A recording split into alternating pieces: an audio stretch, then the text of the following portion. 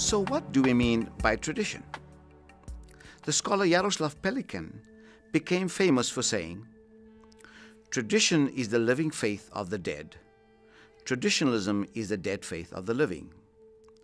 And I suppose I should add, he said, it is traditionalism that gives tradition such a bad name. In my view, in order for a tradition to be vibrant, it has to pulsate with a living faith. It does not matter if the faith practices were of those who are long gone. There is one proviso for tradition. It has to be dynamic and living. Otherwise, a tradition that teaches us that the earth is flat is the dead faith of dead people. And those living today who adopt those outdated teachings are called traditionalists, not a very flattering appellation. Muslim scholarship over the centuries identified a range of vocabularies that signified how the past transmits faith, values, and beliefs to the present. One such keyword is Sunnah. Sunnah is generally translated as the tradition of the Prophet, his utterances, actions, and endorsements. But what this definition does not capture is that Sunnah begins as social normativity.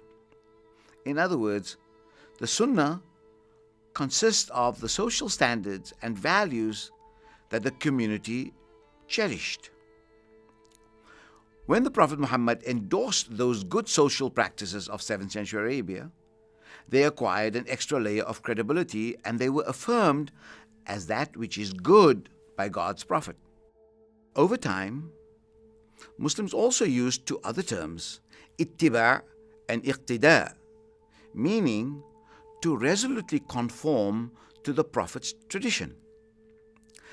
But in order to ensure that individuals and communities followed their teachings, Muslim ethicists, known as the fuqaha, they too created a vocabulary and protocols to ensure people followed their authority, known as taqleed. This was similar to the way the church in Christianity created protocols for people to adhere to its authority.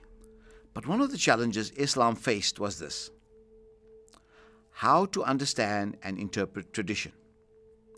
Should one follow the Prophet's words and actions to the letter, even if it no longer made sense to us in the present? Do Islam's teachings really recommend such unthinking adherence? What about the doctrine of bid'ah, heretical innovation? I'm sure someone will remind me.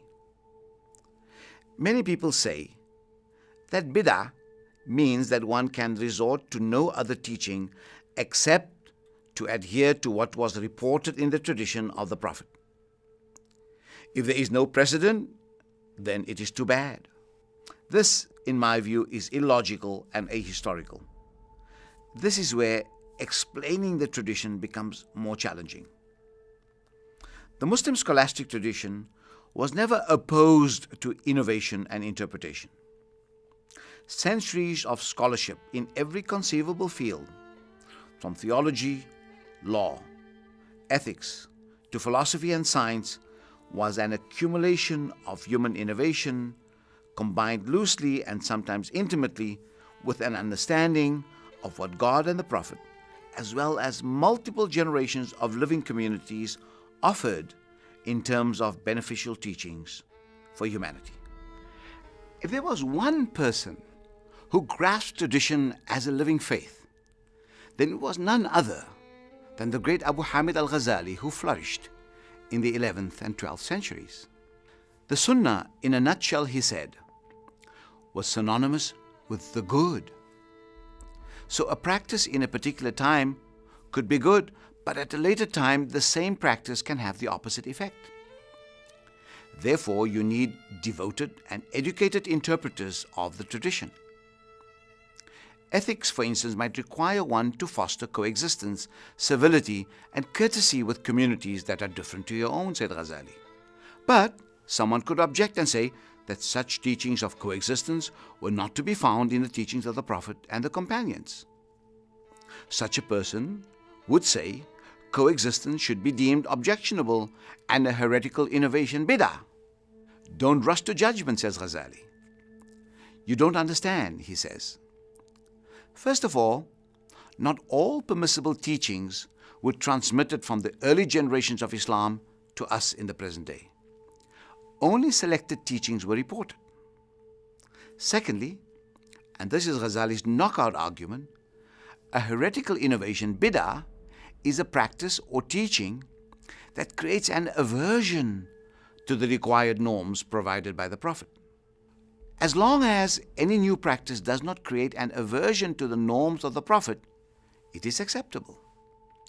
What Ghazali is saying is this: one has to reconcile and interpret the tradition so that the spirit of the tradition remains alive. One does not have an obligation to adhere to the letter of the prophetic norm, but rather one should adhere to the goal and purpose of the tradition. Those who keep alive the letter of tradition are traditionalists. Those who adhere to the spirit of the tradition and the living faith of the past in the present are truly people of tradition. Therefore, the Prophet said, "Many a recipient of my word will understand it better than the people who transmitted my words." In short, every generation is allowed and given permission to make a good faith effort at keeping the Prophet's words and teachings alive as part of a living faith. Another way of illustrating tradition is to engage with the ideas of the philosopher Ludwig Wittgenstein. In our use of a language, says Wittgenstein, we always think of the relation between words and meanings. He offers the helpful image of a rope consisting of overlapping threads. But if we know anything about a rope, it is that none of the threads of a rope extend through the full length of a very long rope. Yet the various and multiple bundles of thread manage to form a single cord. Wittgenstein argues that there is one thing that continuously runs through the whole rope. What is that runs through a rope consistently? It consistently overlaps and intersects. If the various threads do not intersect, the rope will break. Threading different bundles of fiber in a long rope resembles what is called a polythetic tradition. Poly meaning many and thetic meaning placed or position to make up the word polythetic. In a technical sense, polythetic means belonging to a group or class in which all members of a given category need not possess the same traits, or they don't share common characteristics of a group or a class. Imagine a classroom full of students or people in a city. We have students and citizens, yet each individual possesses different biological traits, as well as their own political and cultural orientations as citizens and students. What they have in common are resemblances. Like family members, they resemble each other in the features of their eyes, noses, and hair. But they will remain distinct too. Just as all the threads of a long rope were not harvested from the same field if it was made from organic products, yet different pieces of fiber can make a solid rope. In my view, the rope metaphor best illustrates tradition. The different pieces of fiber in a rope are sequentially affiliated to make up a polythetic band. Similarly, every generation along the rope of time makes a contribution to the life of tradition based on their lived experiences and insights to constitute a living faith. Each generation threads their contribution to the rope of tradition sequentially. In doing so, each generation overlaps with the preceding and successor generation while also being distinct in their work. While people sequentially belong to, say, the Christian or Islamic tradition, they do not all possess the same traits over time, just as the threads throughout the length of a rope differs and varies.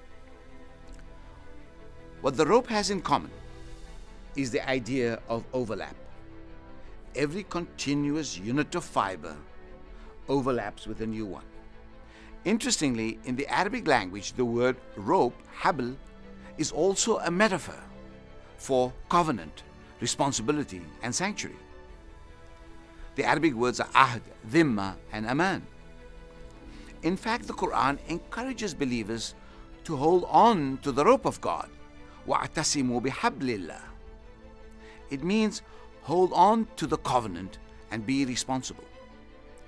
For many commentators, the rope clearly means the Quran.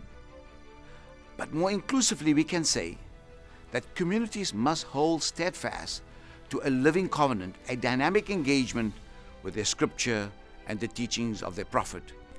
Tradition plays a very important role in the Muslim imaginary.